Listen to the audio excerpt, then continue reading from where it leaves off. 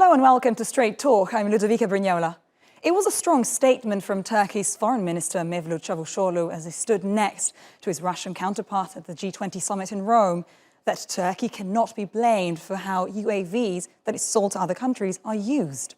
Cavusoglu was responding to an earlier statement by the Kremlin which said the deployment of Turkish-made drones to eastern Ukraine was destabilising the situation there. Late last month, Ukraine unveiled footage of a Turkish UAV being used for the first time against Russian-backed separatists in a conflict that has been raging since 2014. Tensions have been heating up this year as Moscow launched drills near Ukraine's border, along with a military build-up that has many in the region spooked. Turkey has signed a series of defence deals with Ukraine in recent years, along with other countries in Eastern Europe. Orders for Turkish drones have been increasing following a string of successes on the battlefield from Syria to the southern Caucasus and Libya. But how will their use in eastern Ukraine affect Ankara's relationship with Moscow? To answer that, joining me now from Baku is Zoltan Egeresi. He's a political analyst and a researcher at the Institute for Strategic and Defence Studies. And from Ankara, Mehmet Cagatay Guler. He's a researcher at SETA, a political research and policy think tank. Thank you very much for being with us today. Zoltan, the Kremlin has warned that the use of Turkish-made drones could further aggravate the conflict in Ukraine and, further destabilise the region. Several analysts also see Turkish drones as a potential game changer for Kiev and in its fight against separatists. Do you agree? Yeah, it's a delicate question. So it's a recent development that Turkish drones deployed by the Ukrainian armed forces destroyed the howitzer of the eastern Ukrainian separatists. So we have to still wait a little bit in order to really see the changes. However, it raised concern in Moscow because currently the separatists has nothing in their hand in order to really counter the higher technological superiority of Turkish drones. That's why they still have to do something in order to reimpose some new high-level technology in order to change their Soviet-era issues. However, it's also important to emphasize that even if Moscow is talking about possible destabilization of the front line, the deployment of Turkish drones may counter the possible attacks from the separatists because they cannot really pose a real threat towards Turkish drones, which is totally different compared to the previous years when the separatists could just hunt and down lots of drones deployed by the Ukrainian army. Right, interesting. Mehmet, despite their differences over Ukraine, Turkey has good relations with Russia when it comes to the energy sector, for instance, but also they have some degree of cooperation in Syria. How delicate a balance do Turkey and Russia need to maintain when it comes to the conflict in Ukraine? Yeah, it's a very fragile country. Turkey and Russia has been conflicting and cooperating for so long. And it's like a pattern, historical pattern between the two countries. And in the Ukraine case, I see no reason for Turkey to have a conflict with Russia. So, Turkey doesn't discriminate among the potential buyers nor target specific countries. So, it's very natural for that country, for Ukraine and for other countries which are having security problems to show demand on technologies. So Turkish drones proved to be very successful in various fields. So, and they are under radar of various countries, most of the countries. So in terms of Ukraine and Turkey's drone sales to Ukraine, it can be considered as a strategic step taken against Russia by Kremlin. But Turkey's standpoint is not like that. And in that case, in this context, in case of a conflict, bilateral relations shouldn't be deeply affected, as it didn't and it still isn't when Russia sells arms to Syrian regime, Haftar, and Armenia in the case of Nagorno-Karabakh war. So Turkey, in that case, would probably choose a soft and balanced position, and I wouldn't expect a deeply conflict between Russia and Turkey. Right. On the other hand, the sale of drones could also provide Turkey with some degree of leverage over Moscow. We've just spoken about cooperation, but when it comes to ongoing regional disputes in Armenia and Libya between Russia and Turkey, do you think Turkey, Zoltan, could use its close ties to Ukraine to get concessions from Russia on other fronts?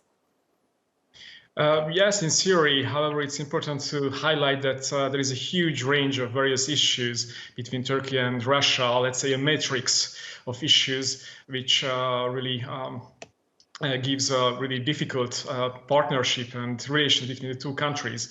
These issues are ranging from, if you just talk about the geopolitical point of view, from South Caucasus, from Karabakh, Azerbaijan, via Syria to Libya. And from this respect, Syria probably is the most important for the Turkish and Russian relations. And Ukraine is really important, of course, but as it was already mentioned, it's rather economic and military cooperation, but really Turkey can provide Ukraine. And it's also worth to mention that Turkey is a NATO partner, NATO country, and currently there is a greater tension concerning the NATO level and Ukraine between the Western NATO members and Russia. And Turkey always had really huge attention not to harm that much Russian interest in Ukraine. It was rather based on military and economic or let's say business cooperation, even if Turkey always indicated that it cannot support, it cannot accept the annexation of Crimea, and the situation of Crimean Tatars has always really important for Turkey, and it did everything in order in bilateral relation in order to help to support the situation in the peninsula. Also, Zoltan, another question on Turkey specifically. Turkey has now become the 4th largest drone producer in the world and the 13th largest arms exporter. What's the next step forward? What needs to be done for the sector in Turkey to further improve? I mean, would more international cooperation help? Yeah, of course, international cooperation is really important. And previous years, international cooperation were signed, for example, with Ukraine in order to produce joint venture drones.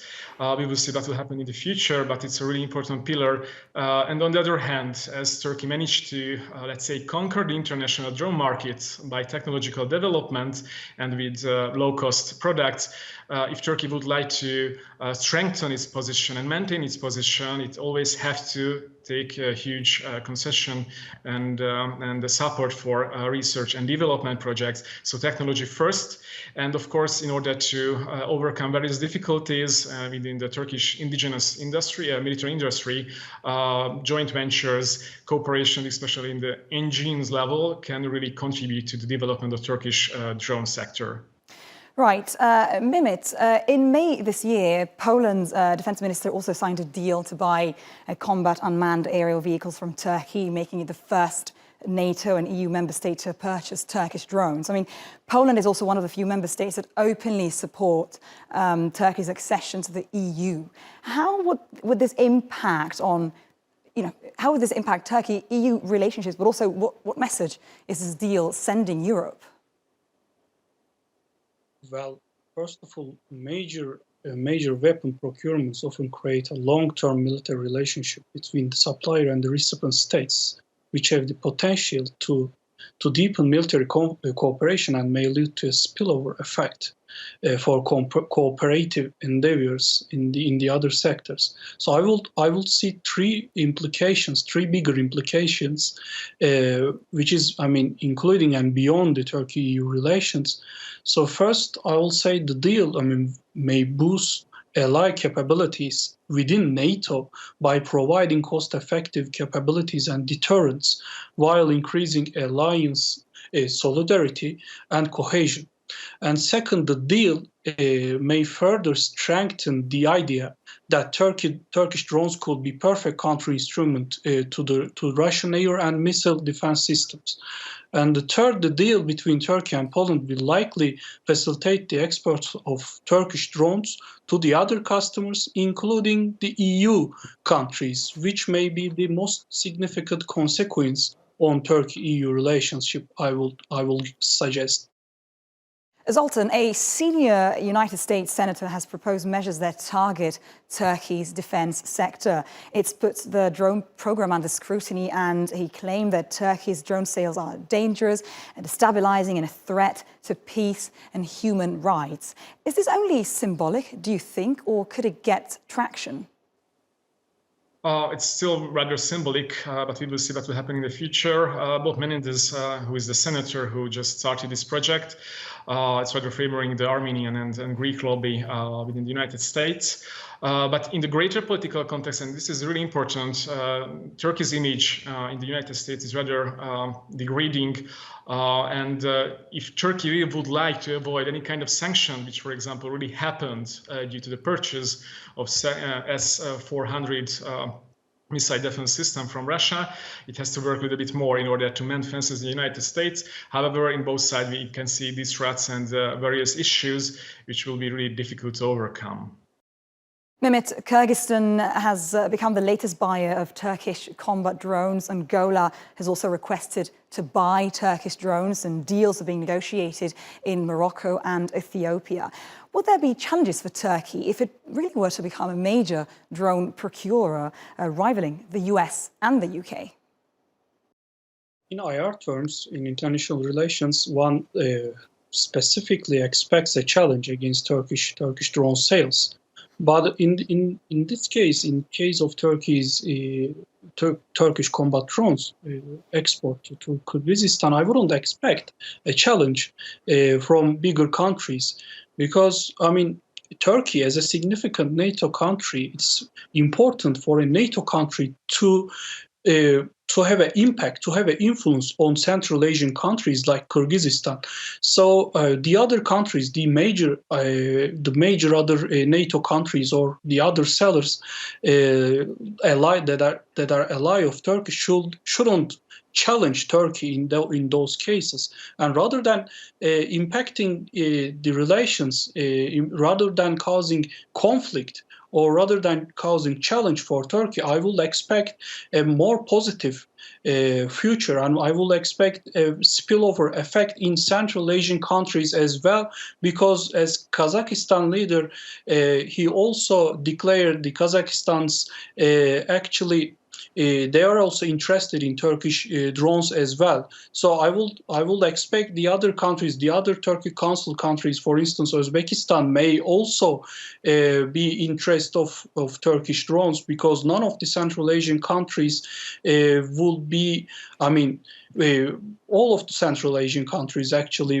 would like to have a Turkish drones when it comes to their combat strategies and combat capabilities against the other countries in the region.